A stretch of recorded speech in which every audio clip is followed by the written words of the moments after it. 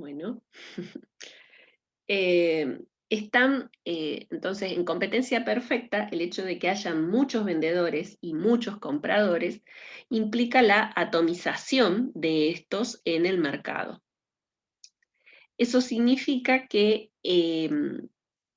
como su participación es tan pequeña en relación al tamaño del mercado, ninguno de ellos tiene poder sobre el precio del mercado. O sea que si yo soy un vendedor en un mercado perfectamente competitivo y me salgo del mercado porque no me gustan las condiciones del mercado, eso no va a cambiar el precio del mercado, ¿sí?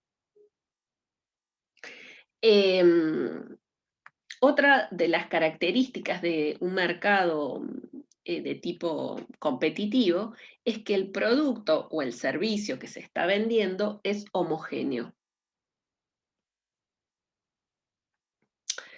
Eso significa que todos los oferentes concurren con un mismo producto al mercado, pero además de que es el mismo, qué sé yo, somos todos vendedores de pan, además de que todos vendemos pan, las características propias del producto que estamos hablando, qué sé yo, contenido de grasa, eh, no sé, todas las características intrínsecas del producto son las mismas. Por eso es que, en general, los mercados que mejor se ajustan al comportamiento de la competencia perfecta son los mercados de los productos agropecuarios, ¿sí? Porque hay muchos vendedores, en general los productos agropecuarios se comercializan a nivel internacional, si pensamos en la soja, si pensamos en el trigo, ¿no? Son productos que se comercializan directamente en el mercado internacional y por lo tanto el volumen del mercado es tan grande que la entrada o la salida de un productor de soja a ese mercado no va a cambiar el precio internacional de la soja, ¿sí? Y por otra parte, el producto, ¿no? El grano de soja es homogéneo. Em, Otra particularidad de la competencia perfecta, ¿no? Bueno, entonces, no hay diferenciación de producto.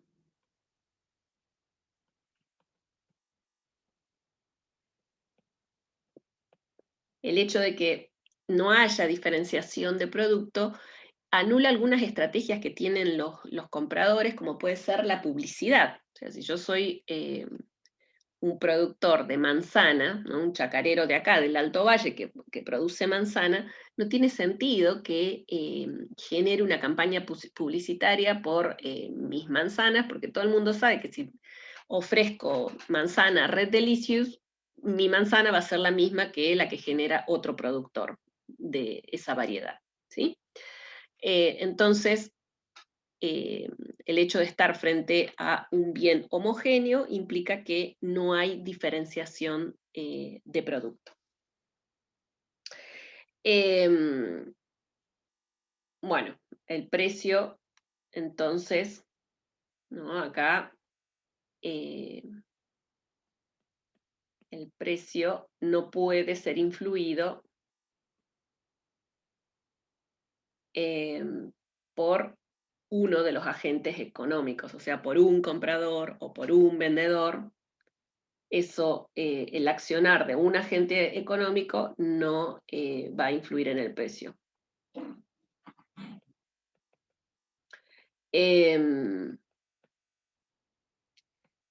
por supuesto que sí, el precio va a reaccionar si todos los agentes económicos del mercado, por ejemplo, hay qué sé yo, puede ser una mejora tecnológica en el producto que se ofrece, y bueno, si todos los productores del mercado pueden acceder a esa mejora tecnológica, eso va a influir directamente en la oferta del mercado. Como ya vimos en la clase pasada, la mejora tecnológica va a generar una expansión de la oferta y por lo tanto una disminución en el precio.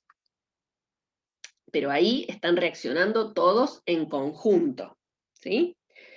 Bien, a ver si me estoy olvidando de algún otro. Bueno, esas serían las características em, de la competencia perfecta. Bueno, entonces uno se podrá imaginar que si existe este esquema de competencia perfecta, debe haber mercados que no se ajustan a ello, ¿no? Porque de hecho son algunos nada más los que se ajustan a este tipo de comportamiento y hay otros que no. Bueno, esos van a ser los mercados que funcionan bajo competencia imperfecta. Em, Bien, la competencia imperfecta eh, toma distintas formas dependiendo de las características de cada uno de los mercados. En el extremo, o sea, totalmente opuesto al concepto de la competencia perfecta, se encuentra el monopolio.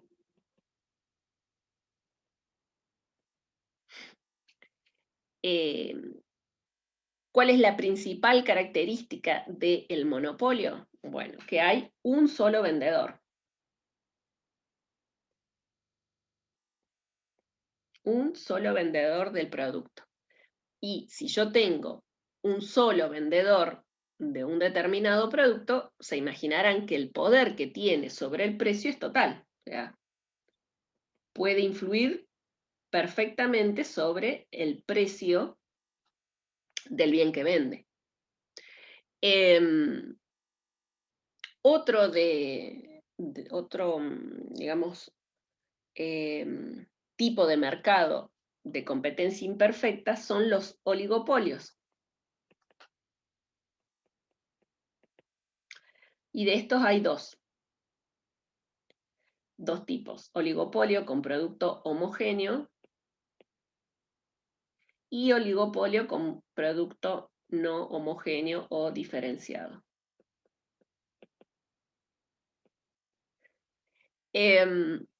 Bueno, oligo, ¿no? Significa poco, mono significa uno. Entonces, la principal característica de los oligopolios es que vamos a tener pocos vendedores del producto en cuestión. Dentro de los oligopolios están los oligopolios homogéneos, que pueden ser, por ejemplo, el mercado del acero, ¿sí? No hay muchos, por ejemplo, acá en la Argentina está Asindar, está Altos Hornos Zapla, son unos pocos. Sí, lo que sí es cierto es que el producto que generan estos productores es el mismo, ¿sí? Entonces es homogéneo, pocos vendedores. Y también están los oligopolios, donde el producto es diferenciado, como puede ser el caso de la industria automotriz. Entonces, donde hay fábricas automotrices, bueno, en nuestro país estará Fiat, Ford, y alguna otra, ¿no? Alguna otra sede de estas marcas internacionales. Y al ser pocos, obviamente en ambos casos, ¿no? Tiene influencia sobre el precio, no es absoluta como el monopolista, pero tienen influencia sobre el precio. Entonces los oligopolios diferenciados, lo que lo diferencia justamente de los monopolios de producto homogéneo es que pueden jugar con las particularidades propias de su producto, ¿no? Qué sé yo, aunque estemos pensando en una misma gama de vehículos, ¿no? Los, qué sé yo, sedán, ¿no? En ese tipo de vehículos pueden haber características que lo diferencien en términos de seguridad o características que lo diferencian de otras marcas en términos de rendimiento, ¿no? En kilómetros por litros de combustible, o pueden tener características propias en lo que hace al diseño, a la tecnología que tiene incorporada. Entonces, en el caso de los oligopolios de producto diferenciado, ¿no? Las diferencias devienen de este tipo de particularidades que pueden tener los productos. Y después hay otro más, otro tipo de mercado que encuadra dentro de la competencia imperfecta, que se denomina competencia monopolística. Competencia monopolística.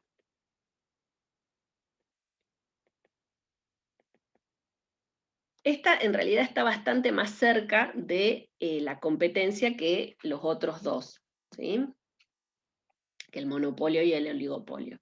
Porque dentro de los mercados de competencia monopolística tenemos muchos vendedores. Hay muchos vendedores.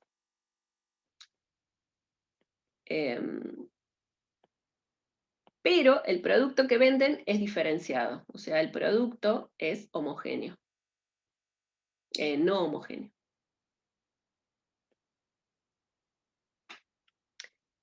Entonces, como cada uno de ellos ofrece un producto que tiene una pequeña diferencia respecto de los demás, a pesar de que son muchos, pueden influir en el precio, ¿sí?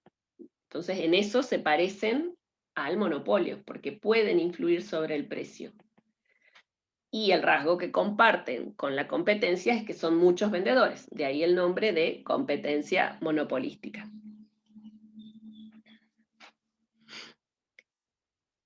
Hay un delay entre lo que escribo, lo que hablo y lo que va saliendo en pantalla, por eso por ahí corto un poquito. Bien, entonces, haciendo un repaso, la competencia monopolística tiene muchos productores o vendedores, el producto es diferenciado, y la diferencia puede obedecer a dos cosas, ¿no? Cuando hablamos de producto diferenciado o no homogéneo, la diferencia puede venir por el hecho de que hay características tangibles, ¿no?, del producto que son distintas, o la diferenciación puede venir también por el efecto de la publicidad. A veces eso pasa mucho con los mercados de la indumentaria, ¿sí? Y sin ir más lejos podemos pensar en los vaqueros, ¿no? A veces el producto, sus características intrínsecas, o sea, cuando uno observa el grosor de la tela, su resistencia, es la misma, pero en mérito de la publicidad, bueno, uno dice, pará, es un jean Levi's, ¿sí? Es un Wrangler. Pero la diferenciación, entonces, obedece a esa percepción que tiene ahora el consumidor por el marketing publicitario o la estrategia publicitaria que se desarrolla para ese producto, ¿sí?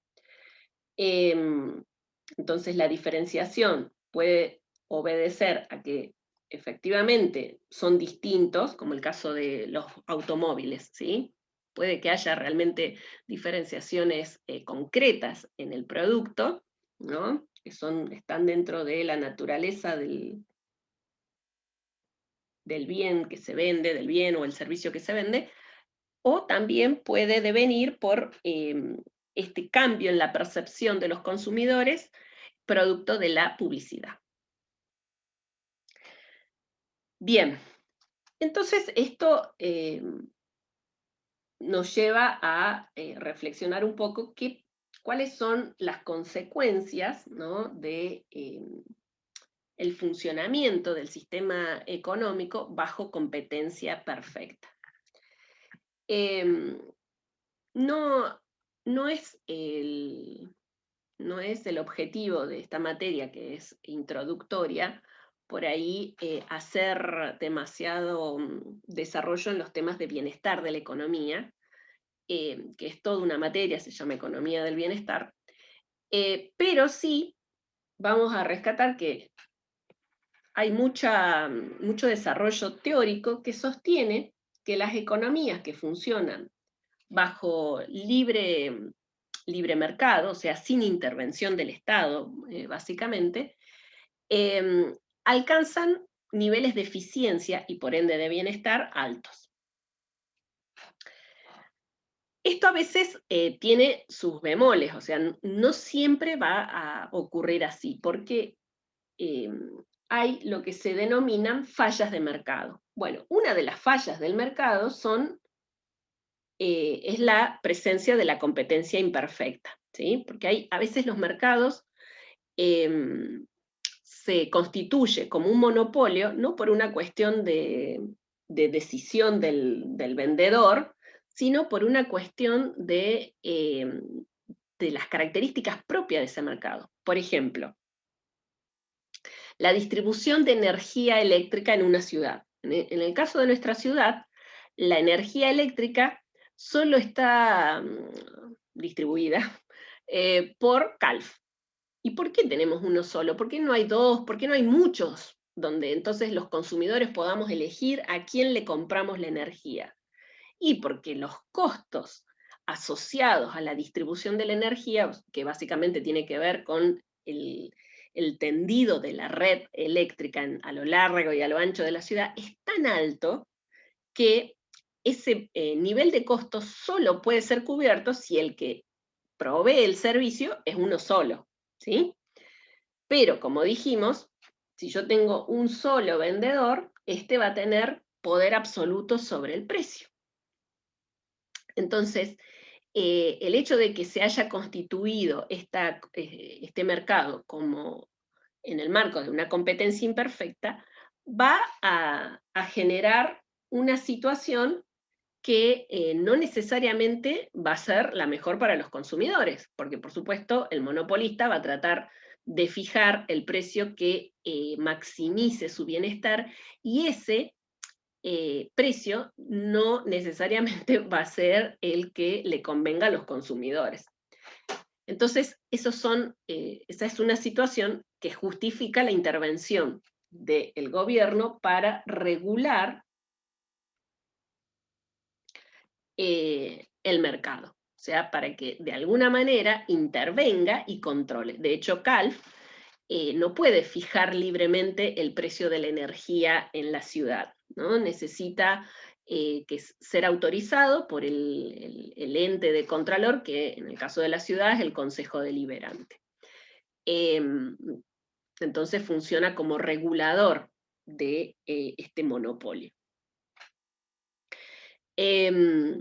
¿Por qué es que entonces se generan estos mercados no competitivos? Bueno, ya dijimos una, por las naturalezas propias de los costos, ¿no? Que se constituyen en definitiva en una barrera al ingreso. Entonces, las características de los costos hacen que el ingreso al mercado de la distribución de energía sea prohibitivo, ¿sí? La inversión que hay que hacer es tan grande que uno solo va a lograr recuperar ese volumen de inversión. Ya si se reparte en el mercado entre dos, no va a ser económico. Entonces, otras barreras de ingresos pueden ser las patentes, ¿sí? Patentes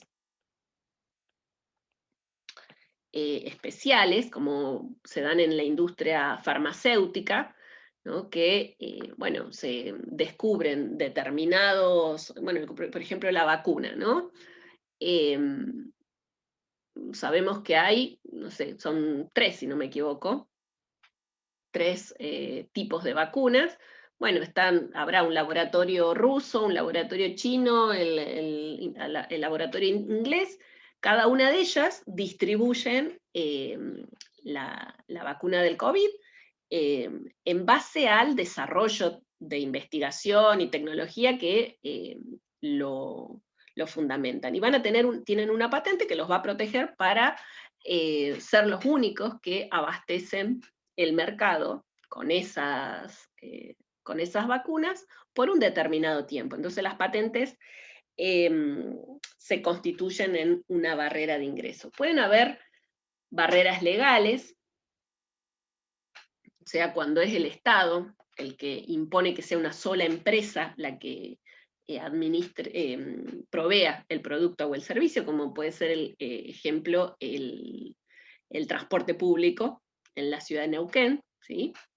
Que en algún momento la ciudad de Neuquén tuvo varios proveedores de transporte público, bueno, en algún momento también se decidió de que sea uno solo. Entonces, ahí por cuestiones legales, el monopolio quedó determinado de esa manera. Y la publicidad, a veces también contribuye a generar una barrera artificial al ingreso. Como es el caso el ejemplo típico es el caso de las gaseosas, ¿no? Donde el nivel de inversión en publicidad que hacen Coca-Cola y Pepsi hacen que competir con ellos sea prácticamente imposible, y entonces es ese volumen de publicidad lo que funciona como una barrera de ingreso. Ustedes piensen que siempre que estemos trabajando en el marco de competencia imperfecta, ¿no? Eso va a traer como consecuencia que el nivel de precios sea más elevado para los consumidores, ¿sí? Y eso requiera de algún tipo de regulación. Bien, entonces ahí tenemos una falla de mercado, ¿no? Los mercados que se constituyen como imperfectos, de competencia imperfecta. Esa es una de las primeras fallas del mercado. Otras de las fallas en el mercado, bueno, y esto vamos a agregar que implica menor satisfacción para los consumidores. ¿Sí? El hecho de que el mercado esté operando bajo competencia imperfecta va a implicar un menor nivel de satisfacción para los consumidores. Otro tipo de fallas, vamos a ordenarlas. Entonces, fallas del mercado. Fallas del mercado. Tenemos entonces, uno, la competencia imperfecta.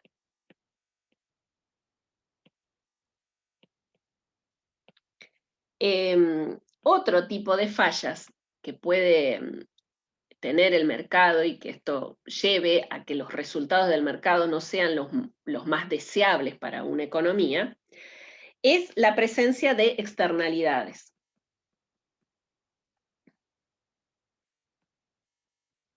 Las externalidades están asociadas al concepto que por ahí preguntaba alguna compañera, creo que fue la clase pasada, de costos sociales. Cuando una empresa, supongamos una curtiembre. Una curtiembre es una empresa que se dedica a tratar el cuero, ¿no? Para que, bueno, que quede con las características que después, con las que después se hace el calzado, ¿no? O se hace indumentaria de cuero. Una curtiembre es altamente contaminante, ¿sí? Porque al tratar con químicos y demás el cuero, con tinturas y demás el cuero, genera una serie de desechos que son contaminantes para el ambiente. Pero esa empresa, cuando analice su estructura de costos, fallas de mercado, externalidades. O sea, ¿a qué te referís cuando me preguntas qué dice ahí? Una curtiembre, entonces, cuando realiza su estructura de costos para ver cuánto va a producir en definitiva, cuánto va a ofrecer del producto a la economía, no tiene en cuenta la contaminación que genera. Solo va a considerar los costos privados. costos privados. Y no va a tener en cuenta el costo ambiental que genera su actividad económica, ¿sí? Que vendría siendo la contaminación. A esos le llamamos costos sociales.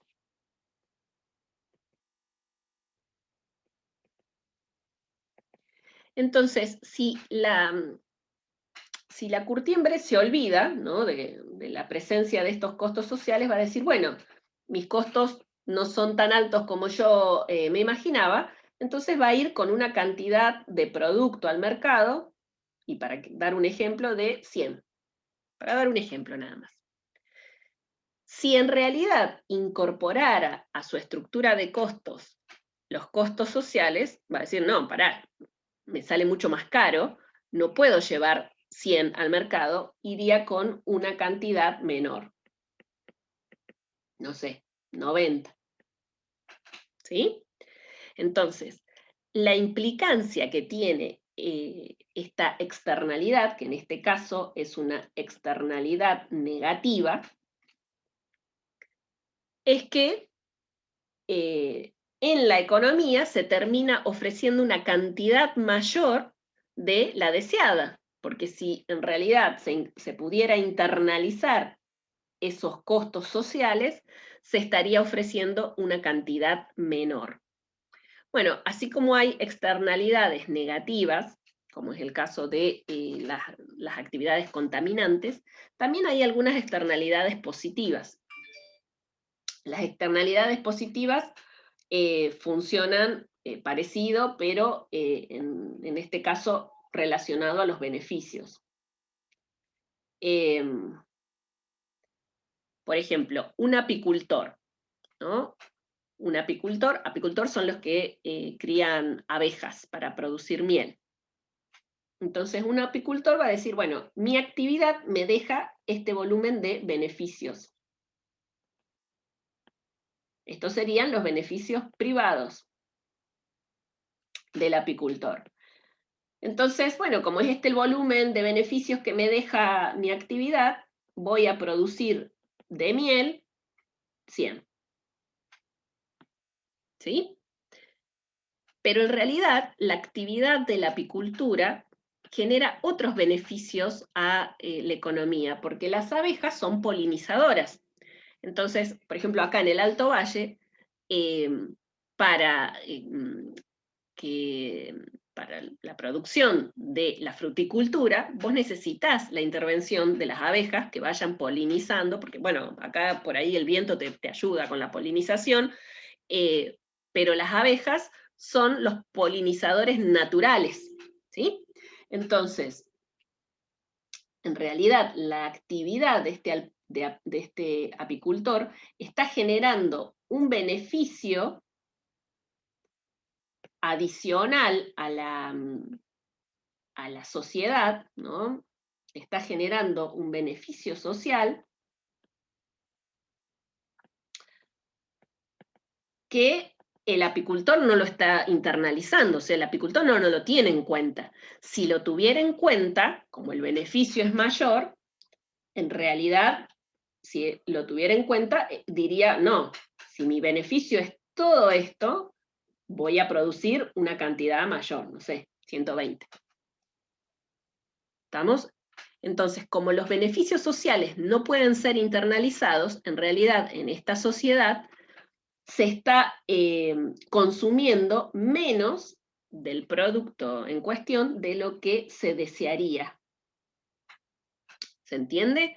Entonces, bueno, este sería el ejemplo de una externalidad positiva.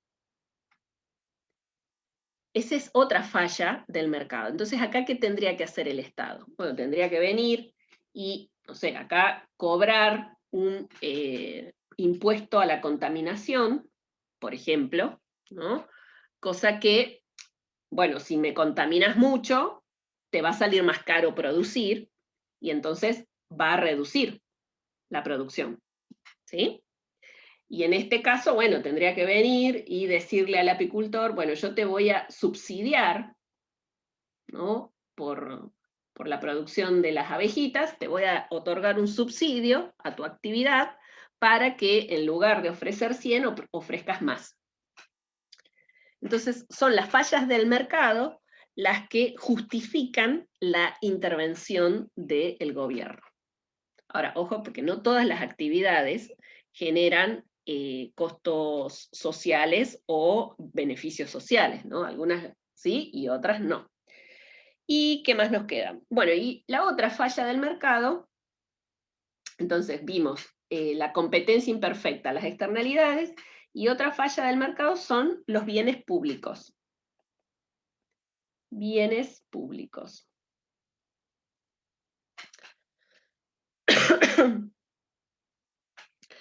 Los bienes públicos son un tipo de bienes especiales, ¿no? En los que se observan, por un lado, ausencia de rivalidad en el consumo, ausencia de rivalidad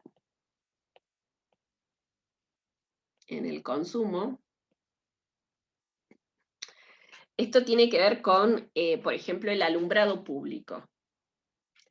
Si yo estoy caminando por una calle que tiene alumbrado público, el hecho de que esté disfrutando de ese servicio no impide que venga otro transeúnte y también lo emplee, ¿sí? No hay rivalidad en el consumo. En cambio, por ejemplo, si compramos, no sé, 1 kilo de manzana, me compro 1 kilo de manzana, me comí el kilo de manzanas y ya excluí a los otros consumidores de la posibilidad de consumir ese producto, ¿sí? Ahí hay rivalidad en el consumo.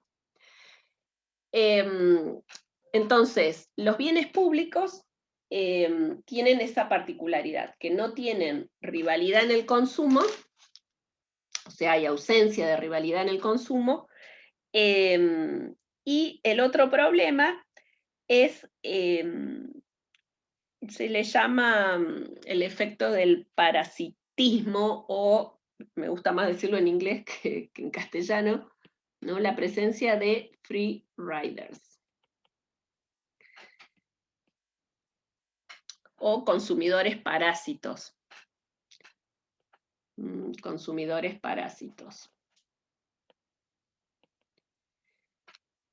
¿Eso qué quiere decir? Que aunque yo no esté dispuesta a pagar por el alumbrado público, ¿no? Lo mismo lo voy a disfrutar. Entonces, ¿para qué lo voy a pagar si lo mismo voy a disfrutar del alumbrado público? Entonces soy un consumidor parásito o un free rider del alumbrado público. Entonces, si vos sos, por ejemplo, si vos quisieras vender alumbrado público, sería imposible, porque si necesitaras fijar el precio del alumbrado, ¿a qué precio le vendo el alumbrado público a los transeúntes? Más allá de, bueno, las complejidades de ponerlo en práctica. ¿Pero a qué precio? Y nadie va a develar lo que está dispuesto a pagar, porque de todas formas, aunque no lo pague, lo mismo lo vas a usar, ¿sí? ¿Por qué? Y porque no hay rivalidad en el consumo. Entonces, este tipo de bienes, los bienes públicos, no queda otra que sea el Estado el que los provea. Otro ejemplo es el caso de la administración de la justicia o la defensa nacional, ¿no? Si a mí me vienen y me dicen, che, ¿cuánto estarías dispuesto a pagar por el servicio de defensa nacional? Y nada, si de todas formas lo mismo nos van a defender. ¿Sí? Se va a cortar, volvemos a entrar para cerrar porque ya falta muy poquito.